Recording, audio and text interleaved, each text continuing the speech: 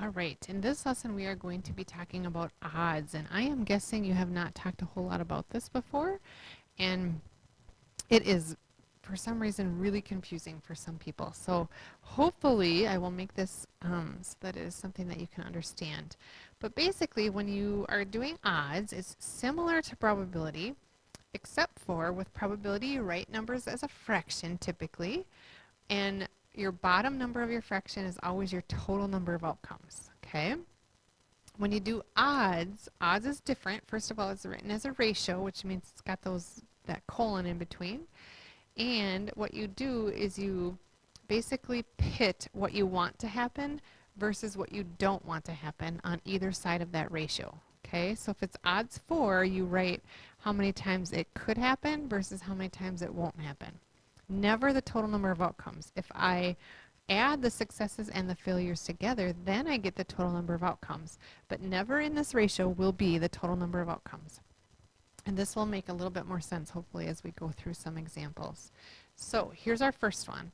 I am going to roll the die, and I'm going to work with this to figure out how to find probability and odds. All right, so here we go. All right. I want to know, first of all, the probability of rolling a 2. And I'm just going to fill this in here with 2 since that's what we got. So I want you to think about this first of all. Our sample space in this case, and I know this is so basic you probably don't need to list your sample space, but I'm going to try to make this as easy as possible. If I were to roll a die, the things that could happen is I could get a 1, a 2, a 3, a 4, a 5, or a 6. That would be my sample space. Okay? So I'm just going to lock this because I don't want this moved. Okay? All right. So,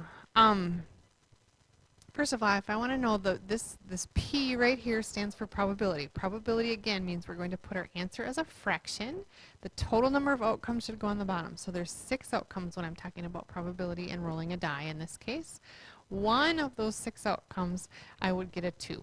Okay? Only one of them would I get a 2. So if I were to do it as probability, it would be 1 out of 6. Okay, now we're going to move to odds. So the question is here, what are the odds for rolling a 2? Here's what I want you to think about. If this is your sample space right here, what you're going to do is how many times will you get a 2? Okay, here's where I get a 2. That only happens one time. Okay, then you're going to put the colon in there. And then however many outcomes are left over, so what you want to happen is get a 2. That happens once. There are 5 outcomes left over, getting a 1, a 3, a 4, a 5, or a 6. That number goes right here. Now obviously if I add the 1 and the 5 together, I get 6, which is my total number of outcomes. But never should you see the total number of outcomes when you're recording odds, okay? So this is what you want to happen versus what you don't want to happen. You want to get a 2. You don't want to get any of these other numbers, okay? So it's 1 to 5. The odds against rolling a 2 would be the opposite. So now if I want to know the odds against rolling a 2, you want to count all the outcomes that are not a 2. So all the outcomes that are not a 2, there's 5 of them. It would be 1, 3, 4, 5, and 6 versus the outcomes that are a 2, which would be a 1. Okay, again, not a fraction, nor do I have the total number of outcomes in this ratio. Okay? All right, here we go. A class contains 6 students with black hair, 4 with brown, 4 with blonde, and 2 with red. So there are 20 students total in this class. Okay? 20 students total. So I want to know the odds for selecting a student with either blonde or red hair. Okay, so I want to choose the ones with blonde or red. Well, there are 4 blonde and there are 2 red. So the odds for means I want blonde or red, so there are 6 of those that are blonde or red.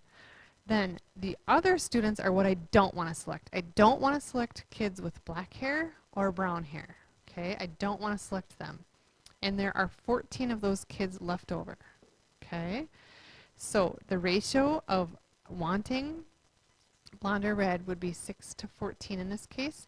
You're going to think of this as a fraction, like 6/14, even though it's really not, and reduce it. So 6 to 14 would reduce to 3 to 7, and that's how I want you to do this. Okay? Similarly, same problem, the odds against a student with brown hair. So odds against means I do not want to choose a student with brown hair. Okay, I want all the other students except for the students with brown hair. So if I look at that, I do not want brown hair. So I'm going to even just write this. So this would be, since it's against, I would do not brown hair to brown hair because of that word against. So if I count up all the students that do not have brown hair, that would be the blondes, the blacks, and the red-haired kids. There are 12 of them. Versus the students that have brown hair, there are 8 of them. And of course, we know that 12 to 8, they are both divisible by 4, and that would reduce to 3 to 2. Okay, and that's how you read that, a 3 to 2 ratio. Again, never in this ratio do I see the total number of outcomes. Okay? And when you do this, you guys, I will sometimes mix up probability with odds, and so you have to be really careful. So, according to the airline, Melvin's waiting to board a flight to Washington, D.C. According to the airline, the flight he's waiting for is on time 80% of the time. Now, it doesn't tell you this, but what you need to assume is that if it's on time 80% of the time, it's not on time 20% of the time. And not on time might mean that it's early or it might mean that it's late. We don't really know, but it's just not on time. Okay, so it's not on time 20% of the time. It's the only thing it could be is either on time or not on time. I have no other category here. So what are the odds that the plane will be on time? So what you want to do here is you want to do on time to not on time.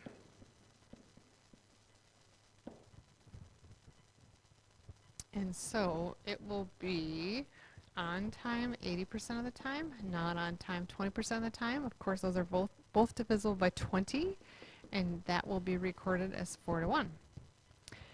If it's saying, what are the odds, and again, I want you to do odds, so not as a fraction, but as a ratio.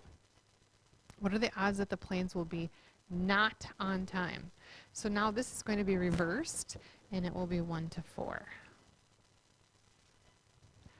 All right, this time we've got a region here that we need to kind of figure out the area of. So the total area is, if we add up the total area of this whole shape, basically that would be the sample space here. The total area, I'm going to just record this over here, is 10 centimeters by 6 plus 8 is 14 plus 4 is 18. So that would be 180 centimeters squared. So that's the total area. Okay? So I have to pay attention to this because in this case I'm asking you for odds, not probability. What are the odds that the piece will be placed on a blue region? Okay, so here we go. This blue region right here is 10 by 6. So this is 60. This region is 4 by 7, which is 28 centimeters squared. The white region in here is 8 by 7, so this is 56 centimeters squared.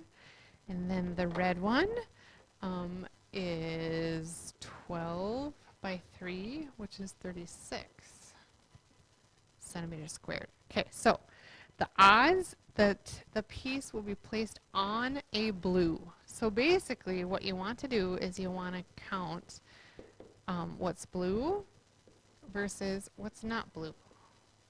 Okay? So the blue region, there's 60 plus the 28, so that makes 88 centimeters that are blue. And then there's 56 plus 36, or you could take 180 minus 88. It doesn't really matter. But when you do that, there are 92 square centimeters that are not blue. And those are both even numbers, and they are both divisible by 4, and it will reduce to 22 to 23. Okay. If I had asked you this, what is the probability that it will land on blue? Then you would put 180 on the bottom because there's 180 total centimeters, and you would do the 88 square centimeters that are blue on top and then reduce that fraction. Okay, so be very careful about whether I ask you for probability or odds. So in this case, what are the odds that the piece won't land on white? Won't land on white. So what you want to happen here is not white. How many are not white? To how many are white? Okay, what part is not white and what part is white? So if we add this all up, there are 124 square centimeters that are not white and 56 that are. And this is reducible, and it reduces to 31 to 14. Okay. All right, now we're going to look at converting back and forth from probability to odds. Okay. So I gave you a fraction. It's probability. This right here is the total number of outcomes. Anytime you do probability, that's what this is. And since this is the probability of winning, this is the number of times you will win. Okay? So think about this. If there's 7 total outcomes and you will win 6 of those times, there's 1 outcome left over, right? There's 7 total outcomes. You will win 6 times. There's 1 outcome left over. In that outcome, guess what? You're going to lose. Okay? So, and I'm assuming there's no ties here. What is the probability of losing? Okay? So, again, 7 total outcomes. You'll win 6 out of 7, which means you'll lose 1 out of 7. Okay? Be careful. I said probability, so I want my answer as a fraction, total number of outcomes on the bottom. Okay, here, what are the odds? Now I want your answer recorded as a ratio, and I want you to pay attention to this, of winning. Okay, so that means I want you to figure out how many times you will win versus how many times you won't win, or in other words, you lose. Okay, so you will win 6 times and you won't win 1 time.